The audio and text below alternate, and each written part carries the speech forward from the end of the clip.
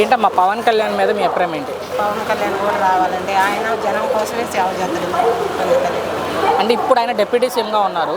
ఎలా ఉంది ఆయన పనితీరు డిప్యూటీ సీఎంగా అంటే? ఆయన పనితీరు బాగుందండి. ఆయన కూడా ఇప్పటికీ రావాలి. పేదవాళ్ళకి బాగా చేస్తాడు సాయంగా. ఆయన ఇప్పటికీ ఉండాలి. అంటే ఆయన రోజుకు 2 కోట్లు తీసుకుంటారు సినిమాల్లో హీరోగా. అవి వదులుకొని ఏదో చేద్దామని రాజకీయాల్లోకి వచ్చారు ప్రజల కోసం. ఆయన ప్రజల కోసమే వచ్చింది. ఆయన ప్రజల కోసమే ఉన్నాడు. కానీ డబ్బుల కోసం ఆయన రాజకీయాల్లోకి వచ్చారు. డబ్బులకి లొంగిపోయిన కొంతమంది ఇప్పటికీ మాట్లాడుతూ ఉంటారు. ఆ మాట్లాడే వాళ్ళకి ఏం చెప్తారు? ఆయన అసలు బొగ్గు లేని వాళ్ళు అట్లా మాట్లాడుతున్నారు అండి. ఆయన అసలు అట్లా రాడు. జనం కోసమే వచ్చింది.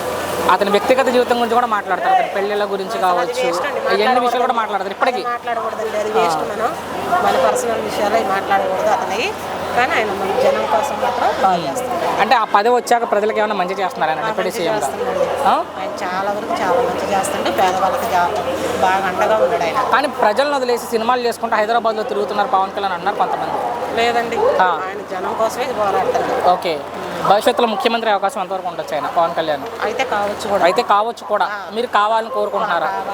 ఆయనైనా పర్వాలేదు, చంద్రబాబు నాయుడు అయినా పర్వాలేదు, ఓకే, లోకేష్ అయినా. జగన్ మాత్రం కాకూడదు మీ ఉద్దేశంలో? సరే, మనం చివరిగా పవన్ కళ్యాణ్ అయ్యే అవకాశం ఎంతవరకు ఉండొచ్చు అంటే భవిష్యత్తులో ముఖ్యమంత్రి? అయితే అవ్వచ్చండి. ఓకే, ఇష్టమా పవన్ అంటే? పవన్ అంటే ఇష్టమే. మీకు ఎందుకు ఇష్టం? పవన్లో ఏం నచ్చింది అంటే చివరిగా? పేదవాళ్ళకి చేస్తానండి. ఓకే, పేదవాళ్ళకి చేస్తాను. ఫైనల్గా ఒక్క మాటలో ఏం చెప్తారంటే పవన్ కళ్యాణ్ గురించి? చాలా బెస్ట్ అండి. ఆయనే రావాలని కోరుకుంటున్నాను.